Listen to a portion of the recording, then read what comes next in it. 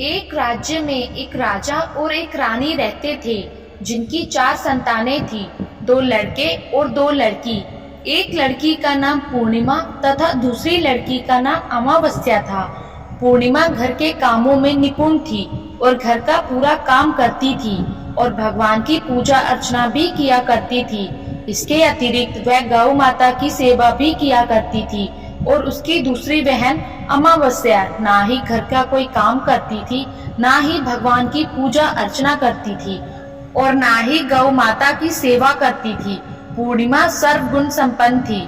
फिर भी राजा और रानी अपने दोनों बेटों तथा पुत्री अमावस्या को ही प्यार किया करते थे और वह पूर्णिमा से प्यार नहीं करते थे, उसके साथ भेदभाव करते थे। राजा के चारों बच्चे धीरे धीरे बड़े हो रहे थे। जब वे बड़े हो गए, राजा ने अपने दोनों पुत्रों का विवाह योग्य कन्याओं के साथ कर दिया। इसके बाद रानी ने राजा से कहा कि अब दोनों पुत्री विवाह के योग्य हो गई हैं और इन दोनों का विवाह भी करवा दो। लेकिन पुत्री अमावस्या का विवाह किसी बड़े खानदान में कराना और पूर्णिमा का विवाह किसी गरीब परिवार में कराना, क्योंकि पूर्णिमा को केवल भगवान की पूजा पाठ करना ही पसंद है और गाय की सेवा करना पसंद है। अब रानी ने राजा को दोनों पुत्रियों का रिश्ता तय करने के लिए भेज दिया। राजा ने अपने पड़ोसी राज्य में जाकर वहां के राजा के पुत्र से अमावस्या का रिश्ता तय कर दिया और वहीं पास के गांव में जाकर एक गरीब परिवार के लड़के से पुत्री पूर्णिमा का रिश्ता भी तय कर दिया। यह सारी बात जाकर राजा ने अपनी रानी को बताई तो रानी यह सोचने लगी कि अब देखते हैं कि भगवान इसकी मदद कैसे करते हैं। यह बहुत ही पूजा पाठ करती है और भगवान में मगन रहती है। पूर्णिमा का भाई और उसकी भाभी पूर्णिमा से बहुत प्यार करते हैं, क्योंकि पूर्णिमा उनके घर के कामों में उनका साथ देती है और कामों में उनका हाथ बटाती है। और उनकी दूसरी बहन अमावस्या उन पर अपना रोब जमाती है और घर का कोई कार्य भी नहीं करती। कुछ समय बीत जाने के बाद दोनों पुत्रियों का विवाह हो जाता है। राजा और रानी विवाह के बाद अपनी दोनों पुत्रियों को विदाई देते हैं। विदाई देते समय राजा और रानी पुत्री अमावस्या को बहुत सारा धन और दौलत देकर विदा करते हैं और पूर्णिमा को कुछ भी नहीं देते, खाली हाथ अपने घर से विदा करते हैं। इसके बाद दोनों बहनें अपने अपने ससुराल को चली जाती हैं। कुछ दिन बीत जाते हैं और एक दिन अमावस्या अपने घर पर शिव जी की कथा रखती है, जिसमें वह सभी गांव वालों को निमंत्रण देती है और अपनी बहन पूर्णिमा को नहीं बुलाती। जब गांव की सभी औरतें अमावस्या के यहाँ जाती हैं, तो वहाँ सब दृश्य पूर्णिमा अपने घर के दरवाजे के बाहर बैठकर देख रही होती है। तब वहां से गुजर रही औरतें पूर्णिमा से कहती हैं कि तुम्हारी बहन के यहाँ शिव जी की कथा रखी है, क्या तुम नहीं चलोगी? पूर्णिमा ने कहा, मुझे निमंत्रण नहीं आया है, मैं नहीं जा सकती। सभी गांव की औरतों ने पूर्णिमा से कहा, बुलाया नहीं तो क्या हुआ, भगवान शिव जी की कथा है, तुम हमारे साथ चलो। गांव की सभी औरतों की बात मानकर पूर्णिमा भी उनके साथ भगवान शिव की कथा में अमावस्या के घर चली जाती है। जब अमावस्या की नजर पूर्णिमा पर पड़ती है तो वह कहती है कि तुम यहाँ कैसे चली आई, मैंने तो तुम्हें बुलाया नहीं था। खैर कोई बात नहीं, अब तुम आ ही गई हो तो चुपचाप बैठी रहना।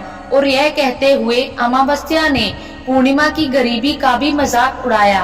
पूर्णिमा की आंखों में आंसू आ गए और रोते रोते मन ही मन में पूर्णिमा भगवान शिव से विनती करती है कि हे भगवान, क्या पूजा पाठ करना गलत है? गौ माता की सेवा करना गलत है? आखिर मेरी गलती क्या है? आप मुझ पर अपनी कृपा दृष्टि कब बनाएंगे? पूर्णिमा बार बार भगवान शिव से यही कहती है। इतने में शिव कथा पूरी हो जाती है और अमावस्या भगवान का प्रसाद बांटने लगती है। वह सभी लोगों को प्रसाद देती है, लेकिन पूर्णिमा को वह प्रसाद नहीं देती। पूर्णिमा बिना प्रसाद के ही अपने घर लौट जाती है। रास्ते में वह यह सोचते हुए चलती है, यदि बच्चे उसे कथा का प्रसाद मांगेंगे तो उन्हें क्या जवाब देगी। उसने सोचा था कि वह अपने मायके, अपने भाई और भौजाई के यहाँ जाएगी और वहाँ जाते हुए बच्चों के लिए कुछ लेकर जाएगी। ऐसा सोचते हुए वह अपने घर वापस लौट आई। घर वापस लौटकर आने के बाद वह अपने पति और बच्चों से कहती है कि वह अपने मायके जा रही है। पति ने कहा ठीक है, और कुछ समय के बाद पूर्णिमा अपने मायके के लिए रवाना हो गई। चलते चलते रास्ते में एक चबूतरा आया जिस पर तुलसी का पौधा लगा था। वहाँ पर एक बूढ़ी अम्मा बैठी हुई थी। वह कोई और नहीं, साक्षात तुलसी माँ थी। उस बूढ़ी माता ने पूर्णिमा से कहा, बिटिया तुम कौन हो और कहाँ जा रही हो? पूर्णिमा अपना परिचय देती है। परिचय देने के बाद बूढ़ी औरत ने पूर्णिमा से कहा कि यहाँ तुलसी का पौधा सूख रहा है, इसमें थोड़ा सा पानी डाल दो और इस चबूतरे की साफ सफाई कर दो, जिससे मुझे थोड़ी ठंडक मिलेगी। पूर्णिमा ने कहा कि ठीक है माँ, मैं तुलसी में पानी डाल देती हूँ और यहाँ की साफ सफाई भी कर देती हूँ। पूर्णिमा ने साफ सफाई करने के बाद बूढ़ी अम्मा को भी नहला दिया और बूढ़ी अम्मा की भी सेवा की, उनके पैर दबाए और बूढ़ी अम्मा से कहा कि माँ जी और बताइए मैं आपकी क्या सेवा करूं, और कोई काम है तो बता दीजिए, मैं कर दूंगी। बूढ़ी अम्मा ने कहा कुछ नहीं, अब तुम जाओ और वापस आते समय मुझसे मिलते हुए जाना। पूर्णिमा ने बूढ़ी अम्मा से कहा ठीक है माताजी, मैं जाती हूँ, वापस आते वक्त आपसे मिलते हुए जाऊंगी। कुछ समय आगे चलने के बाद एक शिव मंदिर आया। वहाँ पर उसे एक बूढ़े बाबा मिले जो मंदिर के बाहर बैठे हुए थे। वह कोई और नहीं, साक्षात भोलेनाथ थे। उन्होंने पूर्णिमा से कहा कि कहाँ जा रही हो बेटी, तुम कौन हो? तब पूर्णिमा ने अपना परिचय दिया। फिर उस बूढ़े बाबा ने पूर्णिमा से कहा इस चबूतरे की और इस मंदिर की सफाई कर दो। तब पूर्णिमा ने मंदिर की और चबूतरे की साफ सफाई कर दी और वहाँ पर पूजा पाठ अर्चना भी की। और साफ सफाई पूजा अर्चना करने के बाद उन्होंने बूढ़े बाबा को भी नहला दिया और उनसे कहा कि बाबा और कोई काम हो तो बताइए। तब बूढ़े बाबा ने कहा नहीं बेटी, अब तुम जाओ और वापस आते वक्त मुझसे मिलते हुए जाना। पूर्णिमा ने कहा ठीक है बाबा, मैं जाती हूँ, वापस आते हुए आपसे मिलते हुए जाऊंगी। आगे चलते चलते कुछ दूर चलने के बाद पूर्णिमा को एक काली जी का मंदिर दिखा। वहाँ भी एक बूढ़ी अम्मा चबूतरे पर बैठी हुई थी। उस बूढ़ी औरत ने भी पूर्णिमा से कहा कि बेटी तुम कौन हो, कहाँ जा रही हो? तब पूर्णिमा ने उस बूढ़ी औरत को भी अपना परिचय दिया। बूढ़ी औरत ने पूर्णिमा से कहा कि यहाँ पर सभी पूजा पाठ करने के लिए आते हैं, लेकिन मंदिर की साफ सफाई करने के लिए कोई नहीं आता, इसलिए तुम मंदिर की और चबूतरे की साफ सफाई कर दो।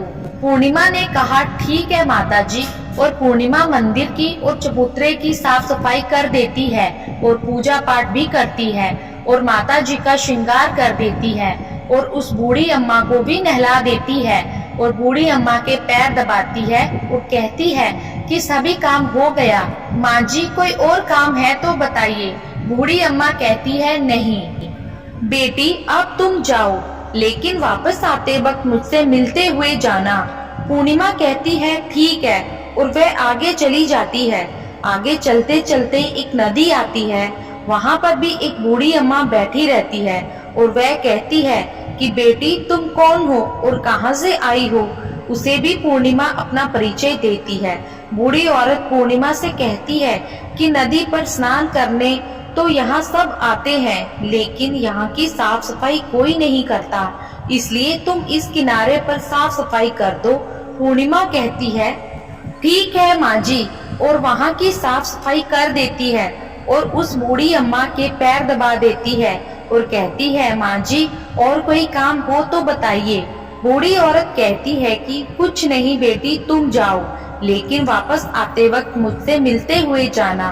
और वहाँ नाव में बैठकर नदी के दूसरे किनारे पहुँच जाती है और वहाँ अपने मायके के घर पहुँच जाती है। वहाँ पर पूर्णिमा के भाई और भाभी उसे देखकर बहुत खुश हो जाते हैं और वे पूर्णिमा की बहुत खातिरदारी करते हैं और उसे बहुत सारी बातें करते हैं।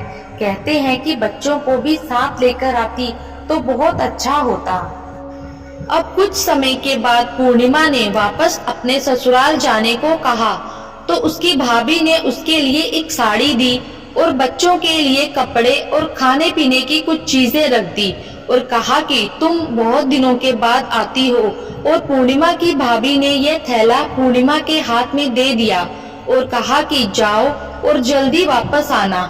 इसके बाद पूर्णिमा वहां से अपने ससुराल के लिए रवाना हो गई और उस नदी के किनारे पहुंची और नाव में बैठकर दूसरे किनारे पर उतर गई। वहां पर उतरने के बाद उसे वह बूढ़ी अम्मा मिली जो साक्षात गंगा मैया थी। उस बूढ़ी अम्मा ने पूर्णिमा को एक थैला दिया और कहा कि इसे तुम अपने घर जाकर ही खोलना। अब पूर्णिमा के पास बहुत थैले हो गए थे।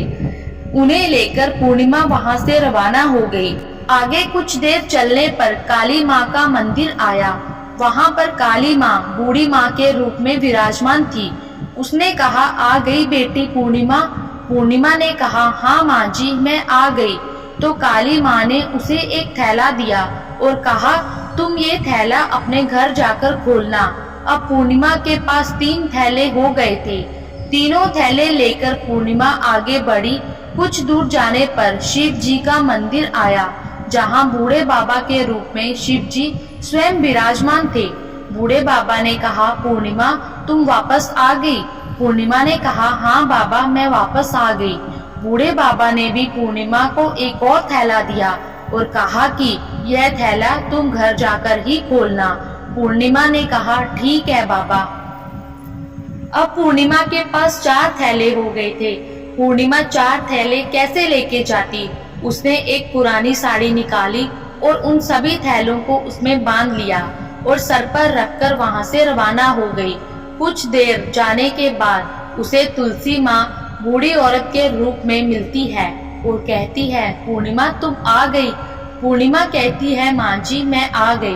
वह बूढ़ी औरत भी उसे एक और थैला देती है और कहती है कि ये थैला तुम अपने घर जाकर ही खोलना। पूर्णिमा कहती है, ठीक है माँ जी। अब पूर्णिमा के पास 5 थैले हो गए थे। पूर्णिमा वहां से रवाना हुई तो वापस अपने घर पहुंच गई। पूर्णिमा ने सब थैले नीचे रखे और सबसे पहले अपने मायके का थैला खोलकर देखने लगी।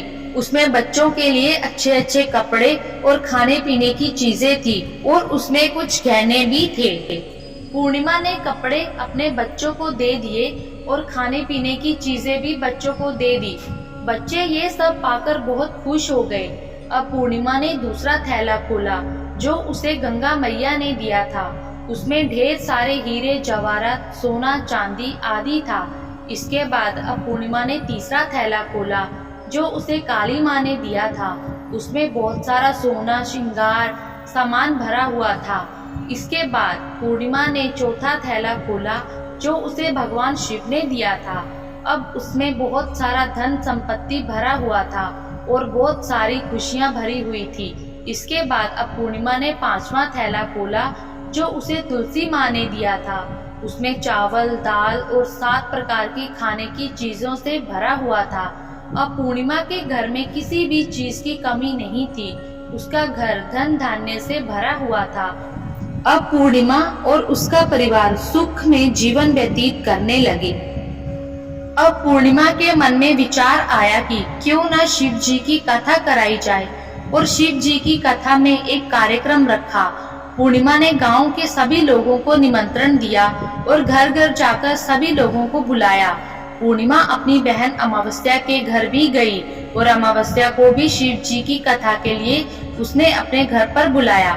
जब अमावस्या पूर्णिमा के घर शिव जी की कथा में आई तो उसने देखा कि पूर्णिमा के घर में किसी भी चीज की कोई कमी नहीं थी। इतना सारा धन दौलत देखकर अमावस्या आश्चर्यचकित हो गई।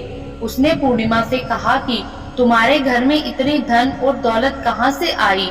पूर्णिमा ने कहा, देखो बहन, तुमने शिव जी की कथा में मुझे नहीं बुलाया था, फिर भी मैं चली आई और तुमने मुझे प्रसाद तक नहीं दिया था और मेरी गरीबी का मजाक भी उड़ाया। उसके बाद मैं अपने घर आ गई और घर आते हुए मन ही मन में सोच रही थी कि अपने मायके जाऊंगी और मैं अपने मायके चली गई और जो कुछ घटना इस बीच हुई वह सभी घटना अपनी बहन अमावस्या को बताती है। तो अमावस्या कहती है कि तुम भी मुझे प्रसाद मत दो और मुझे डांट दो। लेकिन पूर्णिमा ने कहा कि यह तो भगवान का प्रसाद है, मैं तो सबको दूंगी और तुम्हें भी दूंगी। फिर भी अमावस्या ने प्रसाद नहीं लिया और वह सीधे अपने घर चली गई। घर जाकर अपने बच्चों से कहकर वहां अपने मायके जाने के लिए तैयार हो गई और मायके के लिए निकल गई। उसे भी रास्ते में चलते चलते तुलसी माँ मिली, जो चबूतरे पर बूढ़ी माँ के रूप में बैठी हुई थी। बूढ़ी माँ ने अमावस्या से कहा कि बेटी, कौन हो तुम, कहाँ जा रही हो? अमावस्या ने अपना परिचय दिया। बूढ़ी माँ ने कहा, बेटी, यह तुलसी का पौधा सूख रहा है, इसमें थोड़ा सा पानी डाल दो और इस चबूतरे की साफ सफाई कर दो। इस पर अमावस्या ने कहा, बुढ़िया, तुझे दिखाई नहीं दे रहा कि मैंने इतनी महंगी साड़ी पहन रखी है, यह गंदी हो जाएगी। ऐसा कहकर वे वहां से आगे चली गई। आगे जाने पर उसे भगवान शिव मिले, जिनसे भी उसने ऐसा ही कहा। उसके बाद आगे जाने पर उसे काली माँ मिली, जिससे भी उसने ये सारी बातें कही। और उसके आगे जाने पर गंगा मिली, जिसे भी उसने यही बात कही। आगे चली गई, जिसके बाद अमावस्या जब नाव में बैठने लगी तो उसे नाव में फूलों की जगह कांटे भरे थे। अमावस्या अपने घर पहुंच गई। आंगन में देखा तो वहां पर 5 थैले पड़े हुए थे। अमावस्या ने मन ही मन सोचा कि अब तो मेरे पास बहुत सारी धन और दौलत आ जाएगी, जो उसके पैरों में चुभ रहे थे। किनारे पर उतरकर वहां अपने मायके चली गई। जब वहां उसकी भाभियों ने तथा भाइयों ने देखा तो मन ही मन में कहने लगे कि काम की न काज की, 2.5 मन अनाज की। अब आ गई है तो ठीक है, पूर्णिमा तो हमारे कामों में हाथ बटाती थी, यह कोई काम करेगी तो नहीं। अब उन्होंने खाना बनाया और खा पीकर सभी सो गए। अमावस्या जब सुबह उठी और अपनी भाभियों से कहा कि मैं अपने ससुराल जा रही हूँ। उन्होंने कहा, ठीक है, जाओ। अमावस्या बोली, पूर्णिमा को तो तुमने एक थैला दिया था और मुझे कुछ नहीं दोगे क्या? भाई और भाभी ने कहा कि तुम घर जाओ, थैले तुम्हारे घर पहुंच जाएंगे। फिर अमावस्या वहां से निकल गई और नदी के किनारे पहुंच गई। वहां गंगा मैया बूढ़ी औरत का रूप धारण करके बैठी हुई थी। बूढ़ी माँ ने कहा, आ गई बेटी? तो उसने कहा, हाँ, मैं आ गई। अमावस्या ने कहा, तुमने पूर्णिमा को एक थैला दिया था और मुझे नहीं दोगी क्या? बूढ़ी अम्मा ने कहा, तुम घर जाओ, थैला तुम्हारे घर पहुंच जाएगा। इसके बाद आगे जाने पर उसने काली मैया को भी यही कहा कि थैला दो। उसने कहा, तुम्हारे घर पहुंच जाएगा। फिर उसको शिव जी मिले। शिव जी ने भी यही कहा कि थैला तुम्हारे घर मिल जाएगा। इसके बाद आगे जाके उसको तुलसी माता मिली। उसने भी अमावस्या से यही कहा, तुम घर जाओ, थैला तुम्हारे घर पहुंच जाएगा। अमावस्या अपने घर पहुंच गई। आंगन में देखा तो वहां पर 5 थैले पड़े हुए थे। अमावस्या ने मन ही मन सोचा कि अब तो मेरे पास बहुत सारी धन दौलत आ जाएगी। जल्दी जल्दी उसमें सभी थैले खोले। किसी में मिट्टी थी तो किसी में पत्थर, किसी में कंकर, किसी में कोयला। उसे मायके से भी कुछ नहीं मिला था। 5 थैलों में कुछ नहीं मिला। अमावस्या दौड़ती हुई पूर्णिमा के घर गई और कहती है कि तुम्हें तो इतना सब कुछ मिला, मुझे तो कुछ नहीं मिला, आखिर क्यों? तो पूर्णिमा कहती है कि जब मैं अपने मायके जाती हूँ तो अपनी भाभियों के साथ उनके काम में हाथ बटाती हूँ, उनके साथ मिलकर काम करती हूँ, लेकिन तुम ऐसा कुछ नहीं करती, उनकी इज्जत भी नहीं करती, इसलिए वे तुम्हें भला बुरा कह देते हैं। इसके बाद तुमने गंगा मैया को ठुकरा दिया और काली माँ को भी ठुकरा दिया, भगवान शिव जी को भी तुमने ठुकरा दिया, इसलिए उन्होंने भी तुम्हें कुछ नहीं दिया। अमावस्या कहती है कि बहन, तुम मुझे माफ कर दो, मैंने तुम पर भी हमेशा अत्याचार किया है। मुझे कुछ नहीं मिला तो कोई बात नहीं, मैं भी भगवान की भक्ति करूंगी और सब कुछ प्राप्त कर लूंगी। मुझे इन सब चीजों का रहस्य बताओ। तो पूर्णिमा ने कहा कि तुम 3 सूत्र का ज्ञान ले लो और उसकी कथा करना। पहले सूत्र में दया मांगना और दूसरे सूत्र में कथा मांगना और तीसरे सूत्र में 108 बार ओम नमः शिवाय का जाप करना। बहन, भगवान ने ये सूत्र दिए हैं, इनको अपने हृदय में बसा लेना। मैंने भी ये 3 सूत्र अपने जीवन में अपनाए थे और सच्चे मन से भगवान की भक्ति पूजा पाठ की थी। फिर भगवान ने मुझे ये सब कुछ दिया और तुम्हारे पास जो कुछ था वह भी सब खत्म हो गया। इसके बाद अमावस्या अपने घर गई और भगवान की पूजा पाठ करने लगी। भगवान शिव से उसने माफी मांगी और गौ माता की सेवा भी की और दूसरों की मदद भी करने लगी।